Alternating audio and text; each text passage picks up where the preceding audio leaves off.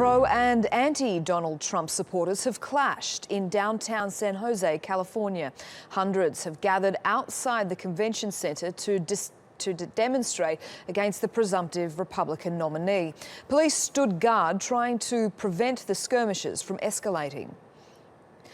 Meanwhile, Trump has secured a major endorsement from the highest-ranking member of the Republican Party.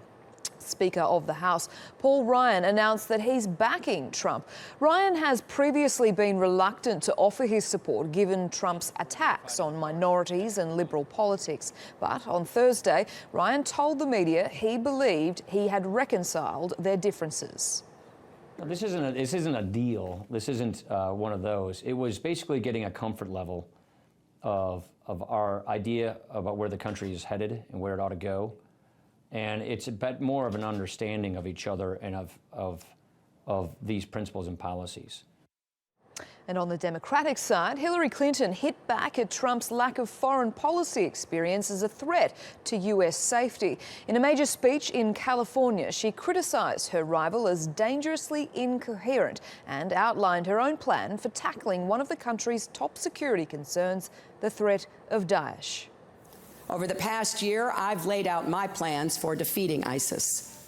We need to take out their strongholds in Iraq and Syria by intensifying the air campaign and stepping up our support for Arab and Kurdish forces on the ground. We need to keep pursuing diplomacy to end Syria's civil war and close Iraq's sectarian divide, because those conflicts are keeping ISIS alive.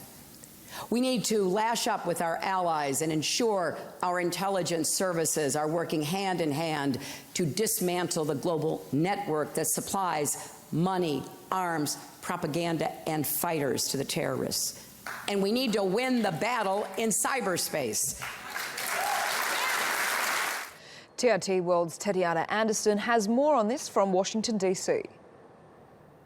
Well, you know, she did spend a lot of time talking about her plans to beef up security here in the United States, and a lot of that has to do with what's going on outside of the United States. And when it comes to the organization Daesh, she talked about really continuing to work with Arab allies in that region. She talked about working with Kurdish forces on the ground there, continuing the air campaigns that have been going on, cutting off the funding to the organization. And she also talked about diplomacy. This is something that Hillary Clinton has said time and again that she would rely on as commander-in-chief of the United States, and that's, of course, a tactic she plans to use with allies to beat back that particular organization. You know, her campaign said that this would be, as you mentioned, Sally, a major foreign policy address, and in fact it was. And she also talked about the homeland here and some of her plans on making America a better place, beefing up education, rebuilding the infrastructure here, tearing down income inequality.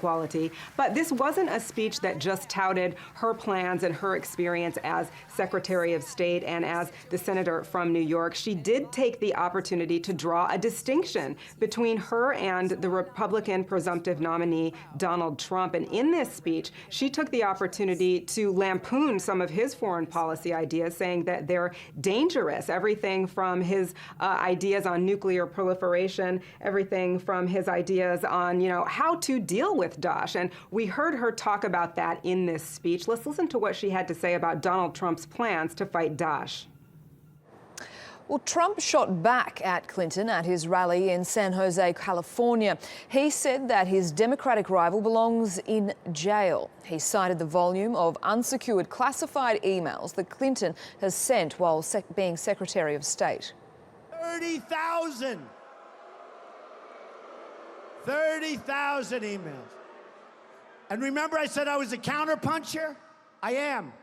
After what she said about me today in her phony speech, that was a phony speech. That was a Donald Trump hit job. I will say this, Hillary Clinton has to go to jail, okay? She has to go to jail.